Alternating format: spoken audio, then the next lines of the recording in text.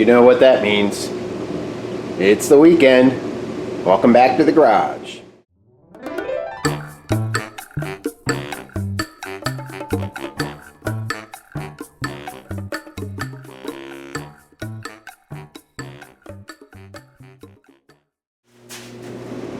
A little bit more prepared this time. All right, everybody, it's about noon.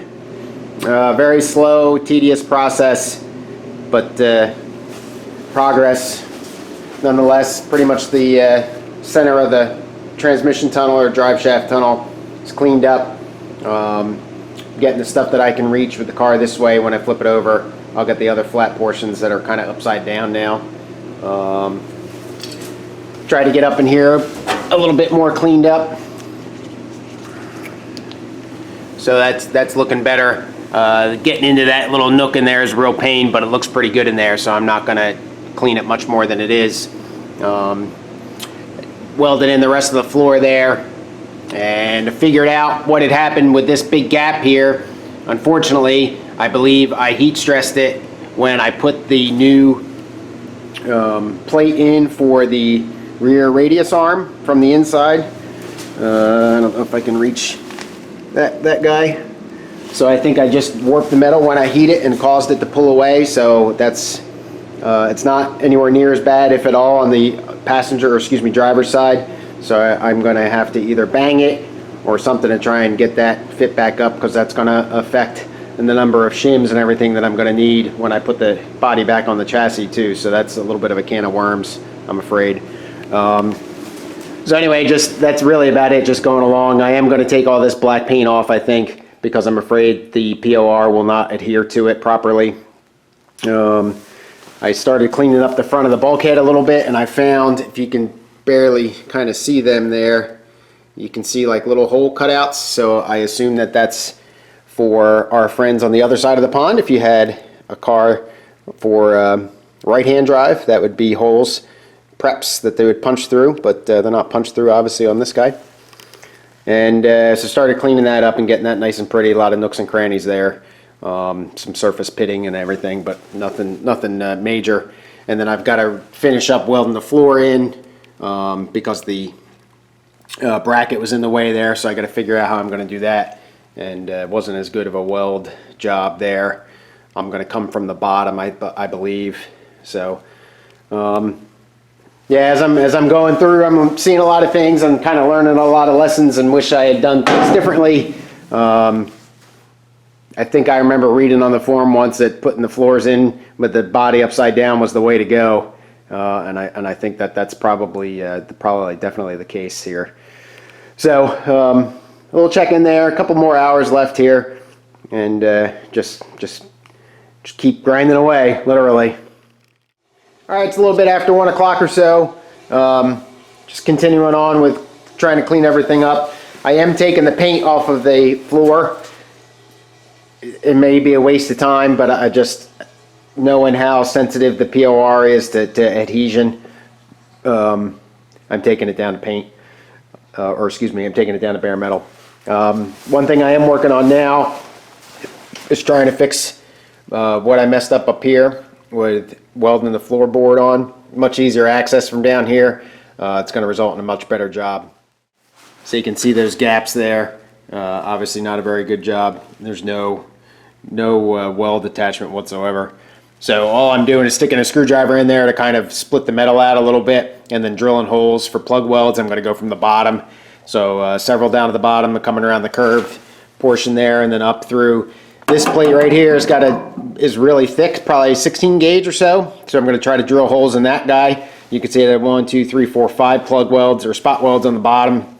So I'll try to recreate that, and then I've got several more spots here where I need to make more plug welds. I'm sure the other side is the same. So that's what I'm working on now. All right, so I got this area prepped. Like I said, I went through and drilled holes, put a screwdriver or a chisel, however much room I needed in between the two pieces, and just to give me some separation there so I wouldn't punch through both hunks of metal. Drilled several holes, flattened it up in there. Unfortunately, you can kind of see that set screw in there. It broke on me because I didn't know I was going into the body or the firewall itself, unfortunately. I did drill through on one hole, but you know, whatever. Tried to clean this up down here too, and so yeah, so now I'm gonna just weld it up the way I've got it, and I've got a pretty big discrepancy there between those two pieces. I'll shave that bottom piece down there just to kind of line it up with the way that the firewall comes in there, and get that welded up, and that'll be the front floor to bulkhead done. Still got to worry about the sill cap there. I haven't played with that yet, so we'll see.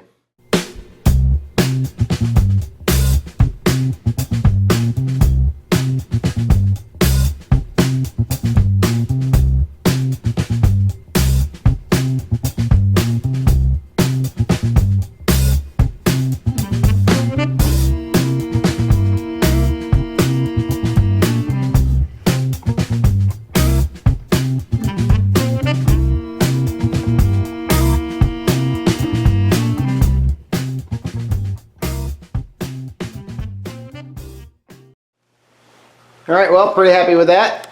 Got some real good weld beads there.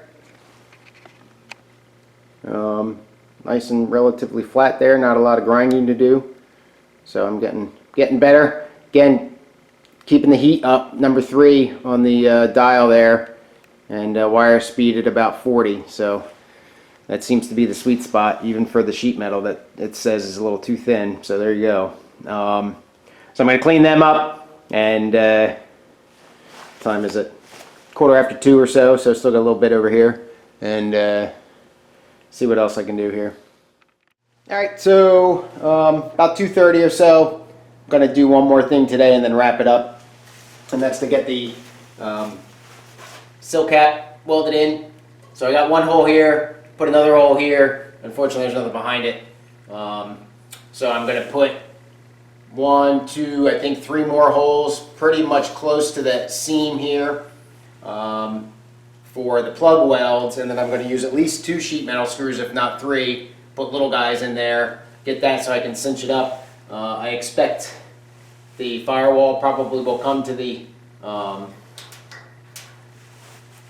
sill a little bit, the cap, and then I think originally these were destroyed on the car, but I think originally they brazed this entire seam. I'm not positive, but so I'll do the same thing I did with the floor here. I'm just going to stick the chisel in here to try to pull the metal out a little bit and separate it, so when I drill through, I don't cause a lot of punch through any holes.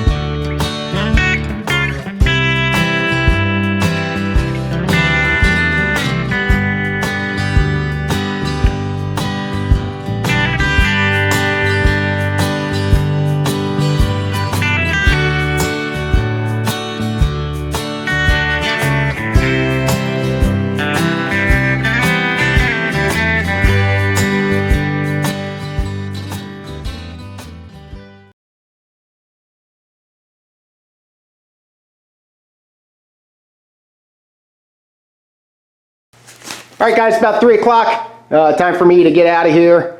Another day of cleaning and a little bit of work. There's the pile, not as big as the last time, but it's still pretty good.